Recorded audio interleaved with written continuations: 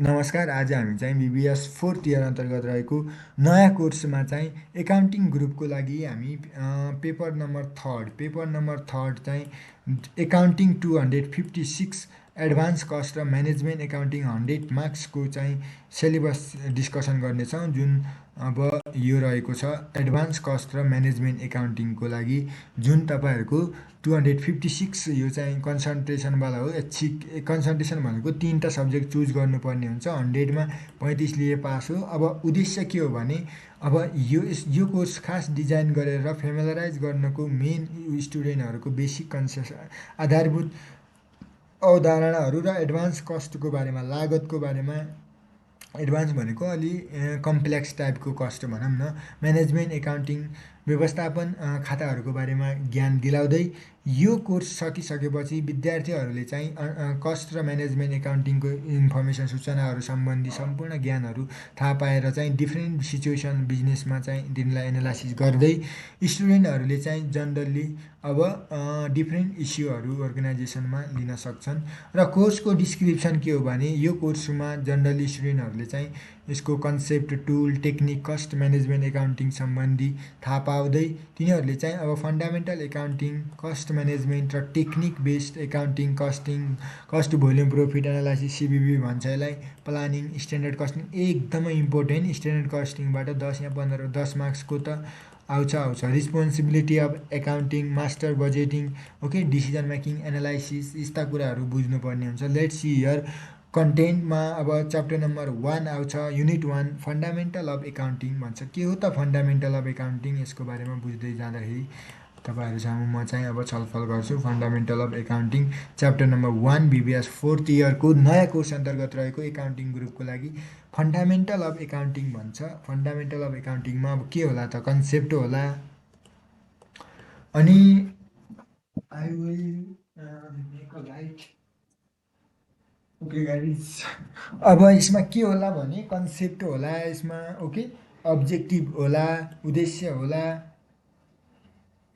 त्यसै गरी यसमा चाहिँ अब फङ्सन होला, स्कोप होला, लिमिटेसन अफ कस्ट म्यानेजमेन्ट, एकदमै थ्योरिटिकल च्याप्टर हो यो, सब्जेक्ट त न्युमेरिकलै हो। अनि त्यसै गरी management accounting versus financial accounting र कस्ट एकाउन्टिङ, यो तिनवटाको लामो दिएर बुकमा हेर्नु होला, तिनवटामा देला।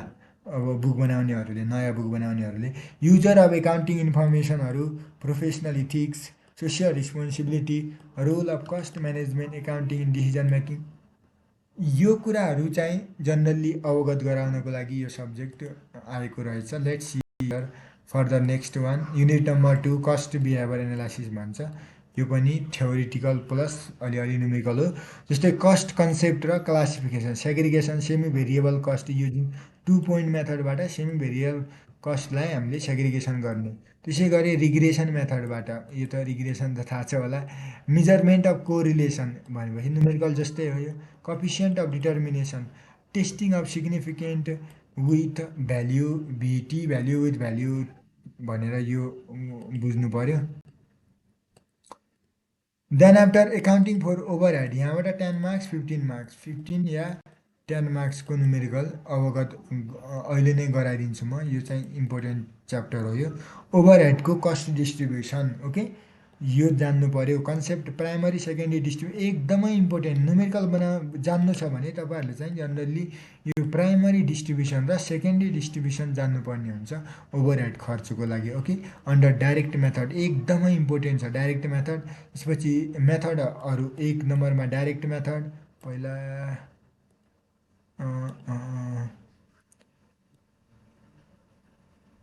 पहिला चाहिँ यो डाइरेक्ट मेथड भयो। त्यसै गरी 2 नम्बरमा रिपिटेड डिस्ट्रिब्युसन मेथड, 3 नम्बरमा साइमल्टेनियस इक्वेसन मेथड, ओके, तिनवटा कुराहरू जहाँ जनरली 3 मेथड छ। अब concept and ascertainment of total cost र profit under traditional costing technique, limitation of traditional costing system, ABC activity base costing. त्यसै गरी कन्सेप्ट एसर्टेनमेन्ट अफ कस्ट अर्थात् profit under ABC technique, benefit अर्थात् limitation of ABC costing system, relationship between traditional र activity based costing भनेर यो जान्नुपर्ने हुन्छ, जुन अब यो 3वटा मेथड मध्ये तपाईँहरूलाई अब निकाल्नुपर्ने हुन्छ। यो चाहिँ 12वटा लेक्चर आवरको लागि ओभरहेड भन्ने च्याप्टर राखेको छ। इन्कम मेजरमेन्ट एन्ड रिपोर्टिङ भन्छ 10वटा लेक्चर आवरको लागि। इन्कम मेजरमेन्ट अन्डर भेरिएबल र एब्जर्प्सन कस्टिङ, यसलाई चाहिँ कुनै बेस कोर्सतिर त यसलाई के भन्छ मार्जिनल कस्टिङ पनि भन्ने गर्छन् कसैले, होइन सबैले हो। अब यो चाहिँ हेर्नु होला, अब एब्जर्प्सन कस्टिङ र भेरिएबल कस्टिङ बिच फरक छुट्याऊ भनेर सोधिहाल्छ क्या, त्यो भएर यो अहिलेदेखि याद गरे नि हुन्छ। Cause and effect of difference, effect of inventory work in progress finish स्टकमा। ओके, अब फिफो लिफो त थाहा भएकै कुरा हो, स्ट्यान्डर्ड कस्ट त थाहा छ, एक्चुअल कस्ट र स्ट्यान्डर्ड कस्ट, त्यसै गरी इन्कम स्टेटमेन्ट अन्डर अनसर्टेनिटी, यो इन्कम स्टेटमेन्ट पनि इम्पोर्टेन्ट छ।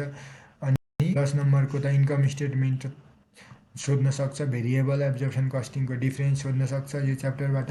त्यसै गरी हाम्रो अर्को च्याप्टर छ important, cost volume profit analysis, CVP analysis भन्छ जनरली यसलाई। अब जसमा concept, objective, assumption, limitation, technique of cost volume analysis, CVA cost volume, CVPA volume profit एनालाइसिसको बारेमा।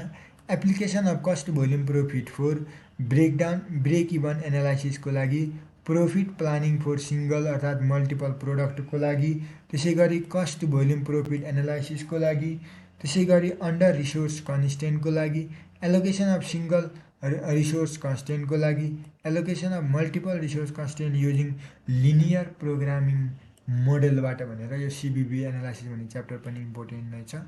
त्यसपछि च्याप्टर रहेको छ सर्ट टर्म डिसिजन मेकिङ भन्छ, यसमा चाहिँ मेक बाई भनेको यो चाहिँ अब यो चाहिँ मेनली यो च्याप्टर छ नि गाइज, यो इन्कम मेजरिङ रिपोर्टिङवाला यो च्याप्टरको एक्सटेन्डेड भर्जन हो क्या यो डिसिजन मेकिङ भनेर, यो अब नयाँ राखेको छ। यो च्याप्टर एकदमै इम्पोर्टेन्ट सेपरेट गरिदिएर राखिदिएको छ। अब यसको बारेमा फुल डिटेल 10वटा लेक्चर आवर मजाले पुरै इन्ट्रेस्टेड फिल लभ यतिको फिल लभका साथ हामी यो पढ्छौँ, जुन concept, need, objective of short term decision in business. Okay, जस्तै मार्जिनल कस्टिङकै पार्ट हो यो पनि। Cost concept in decision making, relevant cost र इलिभेन्ट कस्ट, यसलाई त छर्लङ्ग हुने गरेर पढौँला। एभोइडेबल अनएभोइडेबल कस्टलाई पनि पढौँला। अपर्च्युनिटी कस्ट पनि एकदमै राम्रो। इन्क्रिमेन्टल कस्ट पढौँला। सङ्क कस्ट पढौँला। यी डेफिनेसन छ नि, यो 2 मार्क्समा आउन सक्ने कुरा हो। टाइप्स अफ डिसिजन भन्छ, ड्रप र एकदमै 5वटा स्टार लगाइराख्नु होला अहिले नै कपीमा। Continue, special offer order, make or by 1 2 3 4 5वटा 6वटा 7वटा 8वटा 10वटा स्टार हानिदिनु होला। मेक र बाई कन्डिसन भन्ने देख्ने बित्तिकै एकाउन्ट ग्रुप पढ्ने हो भने, फाइनेन्स ग्रुप पढ्ने हो भने I don't care about that guys, त्यसको बारेमा अर्को भिडियोमा हेरौँला फाइनेन्स ग्रुपको। अब युनिट नम्बर 7 रहेको छ बजेटिङ एन्ड कन्ट्रोल प्रफिट भन्छ। Let's see here guys, budgeting and control of profit. Budgetary control भन्ने च्याप्टर एकदमै इम्पोर्टेन्ट र स्ट्यान्डर्ड कस्ट भन्ने दुईवटा च्याप्टरलाई कम्बिनेसन गरेर एउटा च्याप्टरको नाम राखिदिएको छ हाम्रो। बजेटिङ र स्ट्यान्डर्ड कस्टिङलाई मिलन गराएर budgeting and controlling of profit भनेको स्ट्यान्डर्ड कस्टिङ हो। यो दुईवटाको सङ्गालोवाला च्याप्टर एकदमै ब्युटिफुल च्याप्टर, 15 मार्क्सको काहीँ नगइकन आउने च्याप्टर यही हो। हेर्नु होला concept, objective and importance of बजेटिङको बारेमा, types of budget, sales budget, production budget, important material budget, merchandise purchase budget, direct labour budget, manufacturing cost budget, selling administration budget, cash budget, budgeted income statement, balance sheet, preparation of master budget for manufacturing अर्थात् non manufacturing संस्थानहरूको लागि, concept and significant application of standard costing, types of standard, installation of standard costing system for material, labour, overhead, variable analysis for material, labour, accounting treatment of variable under uncertain situation भनेर रहेको छ। त्यसपछि next रहेको छ तपाईँहरूको flexible budget र performance analysis भन्छ। Flexible budget र पर्फर्मेन्स एनालाइसिस भन्छ। फ्लेक्जिबल बजेट बनाउनु पर्छ भनेर 10 मार्क्सकै आउन सक्छ। अहिले नै हातमा लेखेर लग्नु होला अनि हातबाट हेर्नु होला। ओके गाइज, यो चाहिँ मैले यत्तिकै भरेको मात्र हो, हातबाट लग्ने कि दिमागमा लग्ने भनौँ। जस्तै यसमा कन्सेप्ट के छ, निड के छ, क्यारेक्टरिस्टिक्स अफ फ्लेक्जिबल बजेटको विशेषता के छन्, अब स्टार्टिङ बजेटको लिमिटेसन के होला, ओभरहेड भेरिएन्सेसहरू capacity variance, efficiency variance, spending variance, promotion reporting भन्नेवाला कुराहरू थाहा पाउँदै युनिट नम्बर 10मा 10वटा लेक्चर आवरको रहेको छ। यसमा डिसेन्ट्रलाइजेसन एन्ड अर्गनाइजेसन, ओके, यो भनेको अब जनरली थ्योरिटिकल च्याप्टर हो। Concept merit demerit of decentralisation, ध्रुवीकरणका कन्सेप्ट, यस्ता कुराहरू। Responsibility accounting, meaning, principle, benefit, सब यो थ्योरिटिकल हो। Implementation process, responsibility of centre, control, cost centre, revenue centre, profit centre, investment centre. त्यहाँदेखि आफ्टर क्यापिटल बजेटिङ भनेर हामीहरूको सामु रहेको छ चाहिँ unit number 10। Let's see here guys, chapter number 10मा छ तपाईँहरूको capital budgeting. Okay, capital budget एकदमै इम्पोर्टेन्ट, फाइनेन्सको यो कस्टमा राखिदिएछ। ठिक छ, अब हेरौँ त क्यापिटल बजेटिङको के रहेछ त।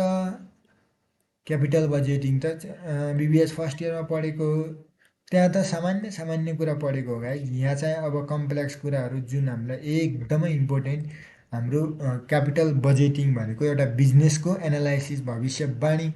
हामीले एउटा बिजनेसमा अब सम्पत्ति किन्ने कि नकिन्ने भनेर तपाईँहरूलाई चाहिँ सोध्छ बिबिएस फोर्थ इयरको एकाउन्ट ग्रुपका साथीहरूलाई भनेर। हेर कसरी सोध्दैछ त।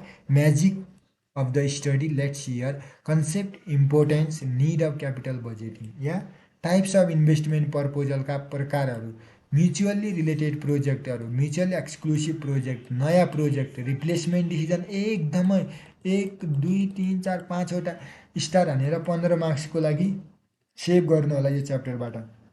Estimation of cash flow, net investment of नयाँ प्रोजेक्टको लागि, डिफ्रेन्सियल नेट इन्भेस्टमेन्ट रिप्लेसमेन्ट अर्थात् म्युचुअल्ली एक्सक्लुसिभ प्रोजेक्टको लागि, एनुअल नेट क्यास इन्फ्लो एकदमै इम्पोर्टेन्ट मार्क्सको लागि हाल्नु। Difference net cash flow of replacement asset अर्थात् नेट क्यास फ्लो अफ नयाँ प्रोजेक्टको लागि, net cash flow of final इयरको लागि, method evaluation investment proposal, non discounted cash flow method, payback period, discount payback period, okay, discounted cash flow method, net NPV एकदमै important, star 5वटा। PI एकदमै important, extended version of the NPA, not profit, के अरे net present value, NPV is the PI. अब internal IRR एकदमै important, जहाँ NPV 0 हुन्छ। अनि discussion regarding selection project based on profitability भनेर च्याप्टर नम्बर 10 एकदमै इम्पोर्टेन्ट, हेभी भन्दा पनि हेभी। तपाईँहरूले काँधमा उठाउन सक्नु हुँदैन guys. This kind that level of weightage chapter is your chapter number 10। Chapter number 11मा रहेको छ एडभान्स कस्ट म्यानेजमेन्ट टेक्निक, एकदमै इम्पोर्टेन्ट छ जुन थ्योरिटिकलको लागि। कस्ट कन्ट्रोल र कस्ट रिडक्सन त नसोधेको त दिनै हुँदैन होला, 2 मार्क्समा त सोधिहाल्छ। त्यसै गरी ब्यालेन्स स्कोर कार्डहरू, टोटल क्वालिटी म्यानेजमेन्ट, जेआइटी, यो हेर्नु होला 5 मार्क्समा सोध्छ। Supply chain management, enterprise resource planning, ERM, theory of constraint, त्यस गरी बेन्च मार्किङ, त्यसपछि प्रोसेस अफ रिइन्जिनियरिङ एकदमै इम्पोर्टेन्ट 2 मार्क्सको लागि, रिइन्जिनियरिङ, प्रोसेस रिइन्जिनियरिङ, अनि म्यानेजमेन्ट कन्ट्रोल सिस्टम। यति कुराहरू थाहा पाएपछि अब प्रोजेक्ट वर्क त सेम हो, अघिकै कुरा 50 मार्क्सको। त्यसै गरी एकाउन्ट ग्रुपको 3वटा कोर सब्जेक्टको मैले चाहिँ अब सिलेबस डिस्कसन छलफल गरिसकेँ गाइज। अब यो फन्डामेन्टल अफ कर्पोरेट फाइनेन्स भनेको फर्स्ट ग्रुपको लागि हो। त्योभन्दा पहिला म चाहिँ 2टा माथिका कोर सब्जेक्टहरूलाई चाहिँ म जनरली अब गर्छु। अब त्यसपछि हामी यो फाइनेन्स ग्रुपको लागि गरौँला, फाइनेन्स ग्रुपको लागि गरौँला, र अब एकाउन्ट ग्रुपको लागि त तपाईँहरूलाई देखाइदिन्छु म। एकाउन्ट ग्रुपको लागि एकाउन्टिङ फर बिजनेस एउटा शङ्करदेव कलेजको नोटिस थियो यो खास, ओके। यो नोटिसबाट एकाउन्टिङ ग्रुपमा यो चुनेछ भन्छ। अब होइन, कुनै कलेजले चाहिँ एकाउन्टिङ फर बिजनेसमा चाहिँ अडिटिङ पनि राख्यो होला। अब यहीँ त भनेछ, यही कलेजले त यस्तो भनेछ त, यो 30 जनाहरू आयो भने चाहिँ अब यहाँ जस्तै एकाउन्टिङ फर बिजनेसको नाममा अडिटिङ पनि राख्न सक्छन्, यहाँ तल कुनैमा राख्न सक्छन्। धेरै छन् नि त सब्जेक्टहरू। यहाँ कति छन् जुन चुज गरे नि हुन्छ 3वटा के। अब हेर, कमर्सियल म्यानेजमेन्ट यो गऱ्यो भयो, इन्टरनेसनल बिजनेस मार्केटिङ गऱ्यो भने, जे चुज गर्न मन छ 3वटा गर्नुपर्छ, तर 30 जना हुनु पऱ्यो भनेर भन्छ यो कलेजले। अरू कलेजले अरू भन्ला। अब किङ अफ कलेज भनेको त शङ्करदेव हो म्यानेजमेन्टको त, होइन, म्यानेजमेन्टको किङ अफ कलेज भनिन्छ भन्दा त, टप मोस्ट कलेज, रिनाउडेड कलेज। अब आफ्नै पढेको कलेजलाई रिनाउनेड भन्छ भन्नु होला। सबैको कलेज रिनाउनेड हो, त्यो भएर यस्तै भिडियो हेर्नुको लागि यो च्यानललाई चाहिँ एसयुबी या सिआरआइबी सब्सक्राइब गर्नु होला। Okay guys.